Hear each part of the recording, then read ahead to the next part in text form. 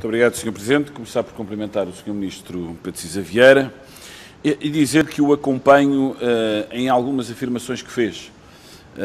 Quando fala no clima de incerteza que existe no país, o clima de incerteza face ao futuro, quando diz que são tempos difíceis para governar, isso aí claramente percebo e temos de ser todos sensíveis a isso.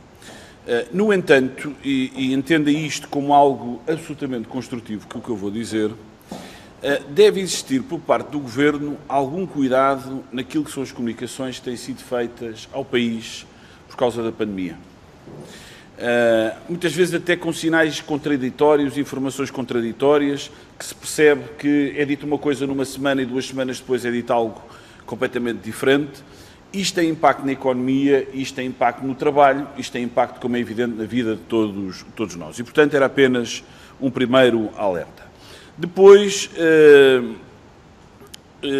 sublinhar a importância do debate que aqui temos hoje, suscitado pelo PCP, uma vez que as empresas estão a passar enormes dificuldades. E muito daquilo que nós ouvimos de várias empresas e de diferentes setores é que há apoios que são anunciados e depois tardam a chegar esses mesmos apoios a muitas empresas e a muitos setores. Não vou entrar aqui na discussão que já aqui tivemos, dos apoios a fundo perdido que deviam existir e que não existem, mas no caso, por exemplo, no caso o CDS tem defendido reiteradamente que devia haver uma baixa da carga fiscal para as famílias e para as empresas. Política é essa que foi adotada, por exemplo, pela Alemanha, e que, como é evidente, abrange toda a gente e traz resultados concretos, independentemente depois de apoios concretos a determinados setores. E, já que falamos de carga fiscal, a pergunta que eu lhe coloco é a seguinte. Há relativamente pouco tempo tivemos conhecimento, e não foi desmentido, que o Governo estaria a pensar em criar uma linha de crédito que permitisse às empresas, e penso que às famílias também, pagar os seus impostos. Isso confirma-se, não se confirma? Como não houve desmentido, gostaria de colocar aqui essa mesma questão. Depois, entrar aqui num outro tema que tem a ver com a recapitalização das empresas e o próprio Banco de Fomento. As empresas atravessam problemas de tesouraria, há uma degradação dos capitais próprios, têm as moratórias e os layoffs que foram avançados e que de alguma forma permitiram manter as empresas vivas e segurar emprego, é verdade, mas a conjugação dos problemas de tesouraria, da degradação dos capitais próprios, do próprio layoff, que terá um dia que terá que terminar seguramente e as moratórias terão que ter um fim, nós temos aqui uma espécie de bomba-relógio que nos assusta a todos.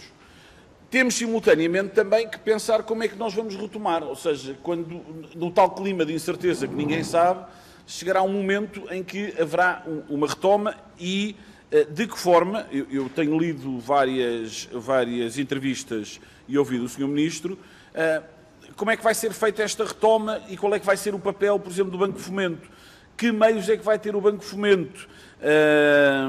Como é que vai ser o apoio às empresas? Por exemplo, no caso do PRR, na página 43, quando fala de investimentos que requerem clarificação relativamente a empréstimos, aparece cá capitalização de empresas, Banco de Fomento, qualquer coisa com 1.250 milhões de euros. Portanto, o Governo estará a negociar seguramente em Bruxelas se vai recorrer ou não a este tipo de empréstimos. Leio na sua entrevista ao Expresso também que abre-se a porta à possibilidade das próprias empresas recorrerem às tais linhas de crédito europeias e não ser o Estado. Mas em relação à recapitalização, fiquei aqui com uma dúvida da entrevista que li ao Expresso que o Sr. Ministro deu. É que a determinada altura o Sr. Ministro diz o seguinte: são soluções de capital ou de quase capital que permitiam aos empresários manter-se no controle das suas empresas, que lhe permitiam reforçar os seus capitais próprios, mas esses capitais têm que ser reembolsados e remunerados. Isto a propósito do quê? Cisa Vieira está a trabalhar num mecanismo de recapitalização. E a pergunta que eu lhe coloco é, e da leitura que eu faço aqui, parece-me que o que está aqui a ser proposto é mais uma linha de crédito, mais endividamento às empresas. Porque quando diz que os empresários vão manter o controle, que isto permitirá, de alguma forma, reforçar os capitais próprios e que esses capitais têm que ser reembolsados e remunerados. Gostaria de ouvir uma clarificação daquilo que foi a afirmação e a intenção do Governo sobre esta matéria. Depois, ainda nessa mesma entrevista ao Expresso, há algo que é dito e há algo que nós acompanhamos. E é logo na primeira resposta à primeira pergunta que lhe é feita, diz que há setores que estão a ser mais afetados do que outros e que exigem respostas específicas para alguns setores. O mais evidente é o do turismo. E nós acompanhamos e concordamos. E até dizemos um bocadinho mais, é que não é só por setor de atividade, devia ser também por região do país. Porque nós, quando falamos, por exemplo, do turismo, há regiões do país, como o Algarve, Fátima, até os arquipélagos, Madeira e Açores, estão a ter um impacto negativo estas regiões, diferente de outras regiões do país. Mas também dentro dos próprios setores de atividade, por exemplo, no caso do turismo, as agências de viagem que estão a sofrer uma paralisação daquilo que é toda a mobilidade internacional, ou seja, as pessoas deixaram de viajar, deviam ter respostas concretas. No caso do setor da aviação, não devia ser só a TAP a ter um apoio. Há outras empresas, a Aeroatlântico, uma companhia aérea, a Portway, a Ground Force. Estamos a falar de muitos empregos e devia também existir aí algum apoio. E depois há outros setores que estão completamente parados. Bares e discotecas. São milhares e milhares de postos de trabalho, diretos e indiretos. Na perspectiva do CDS, setor encerrado devia ser setor apoiado. Porque é o Estado que está a mandar encerrar. E nós até sugerimos que nos bares e discotecas fossem adotadas as mesmas regras daquelas que são adotadas na restauração. O Governo entendeu que não devia acontecer. E, portanto, coloco-lhe essa pergunta. Vai haver ou não vai haver apoios, por exemplo, para estes dois setores? Nós estamos a falar de empresas que durante muitas décadas, algumas delas têm décadas, pagaram impostos, fizeram as suas contribuições, tinham uma boa gestão das suas empresas. E estas empresas que durante tantos e tantos anos pagaram impostos, agora, no momento em que estão a passar maiores dificuldades, em que em muitos casos o Estado mandou encerrar e parar a sua atividade, é num momento em que sentem que não há apoios do Estado. Por isso é que eu digo apoios sectoriais, porque percebo que tem que haver apoios transversais, mas os setores cada setor é um setor e, como lhe dizia há pouco, cada região é uma região. Um último tema que quero aqui trazer tem a ver com os vistos gold e que também foi anunciado que haveria uma alteração da legislação e das regras do visto gold. Nós até podemos concordar com isso. Devo dizer, Sr. Ministro, que o tentar que haja incentivos a investimentos reprodutivos e menos, se calhar, em outros setores, e se calhar é algo de positivo. Mas temos de ter consciência do seguinte, desde que o programa dos vistos gold foi criado, nós tivemos qualquer coisa como a captação só no imobiliário de mais de 5 mil milhões de euros. Só este ano, até agosto, conseguimos captar qualquer coisa como 540 milhões de euros. E, portanto, e mesmo dentro do setor imobiliário, há que distinguir, se vão mexer na lei, há que distinguir aquilo que é o imobiliário habitacional, residencial, e aquilo que é o imobiliário comercial. E, portanto, saber também, ao nível daquilo que estava previsto no anterior Orçamento de Estado, que o Governo não legislou relativamente à área metropolitana do Porto e de Lisboa, qual é que é a intenção do Governo, tendo em conta que há aqui um novo contexto, que é o contexto da pandemia. Muito obrigado, Sr. Presidente, também pela tolerância.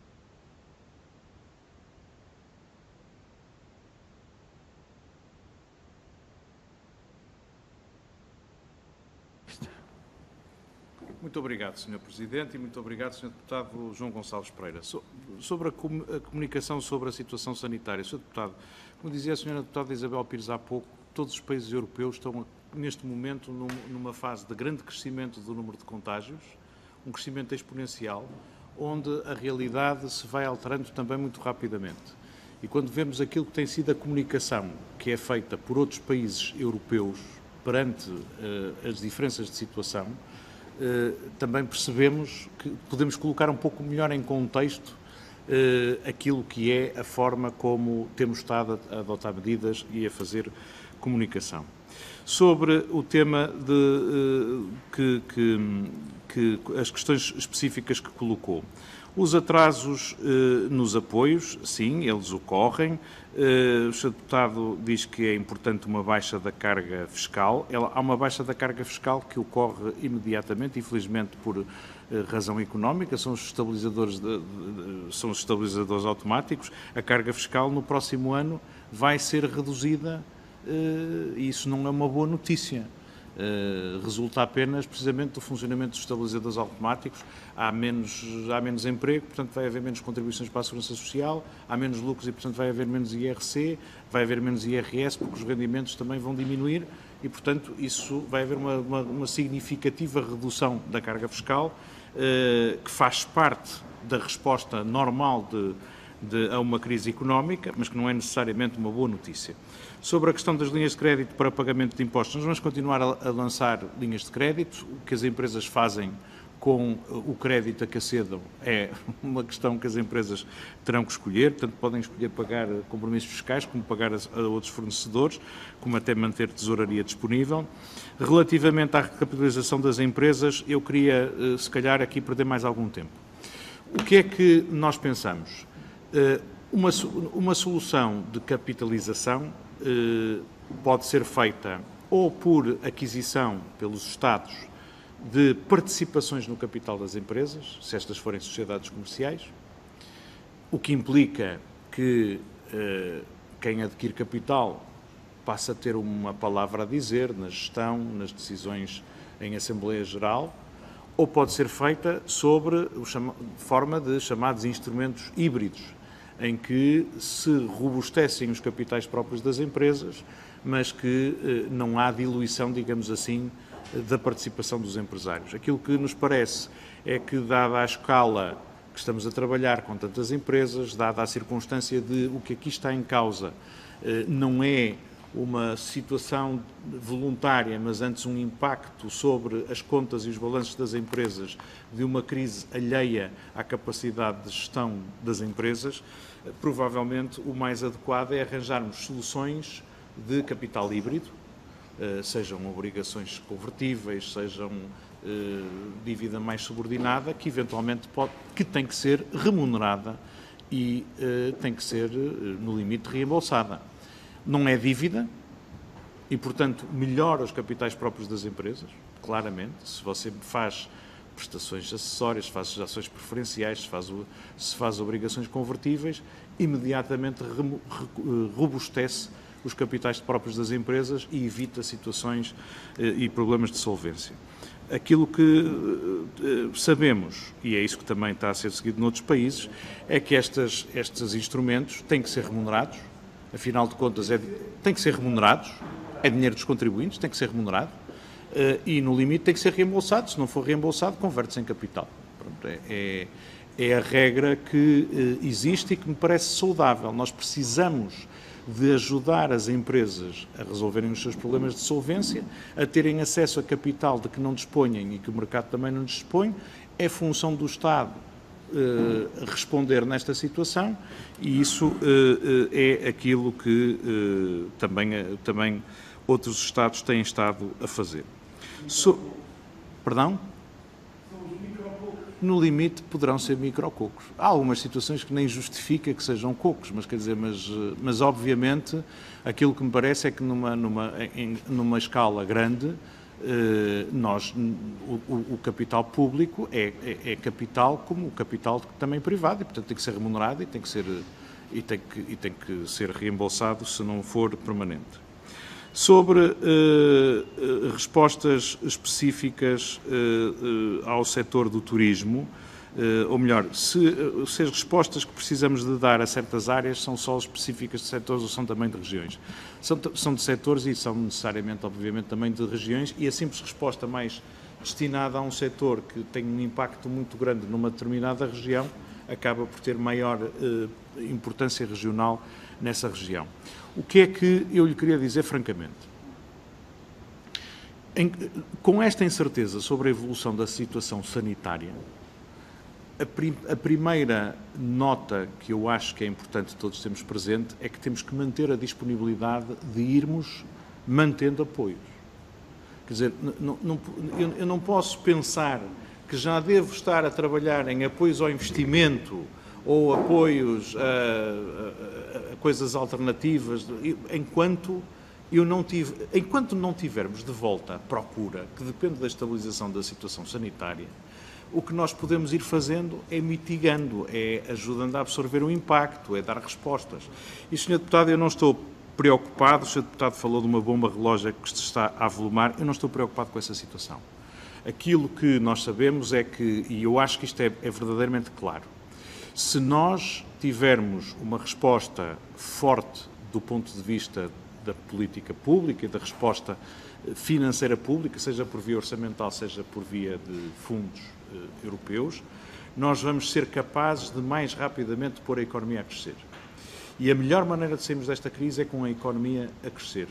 E, portanto, e eu digo isto com o conforto que até o Ministro das Finanças, que foi o protagonista do maior aumento de impostos, o mais brutal aumento de impostos da nossa história, que agora exerce funções no FMI, ser um dos autores de um relatório que me parece muito importante e muito esclarecido, aliás, que diz que os Estados, nesta altura, aquilo que devem fazer é manter estímulos aos empregos, preocupar-se em assegurar a liquidez das empresas, preocupar-se com os problemas de solvência que aí vêm e não se preocuparem com a situação financeira. E diz mais, diz que, sendo esta a receita de pôr a economia a crescer, aguentando agora e injetando aquilo que possa ser de políticas públicas, o crescimento da economia não vai exigir depois aumentos de impostos ou reduções de despesa, porque o próprio crescimento da economia se encarará de gerir isto. Não sou eu que o estou a dizer, estou a citar o Fundo Monetário Internacional num relatório importante que tem também a intervenção do professor Vítor Gaspar. Portanto, eu não estou muito preocupado com essa bomba relógio. Sobre agências de viagens, transportes aéreos, bares e discotecas, Sr. Deputado, não é o Estado, não é o Governo que os impede de funcionar.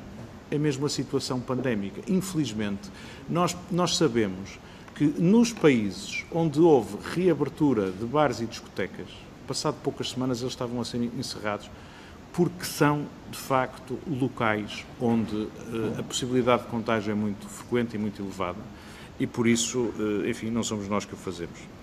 Muito obrigado, Sr. Presidente. Mais uma vez, excedi-me.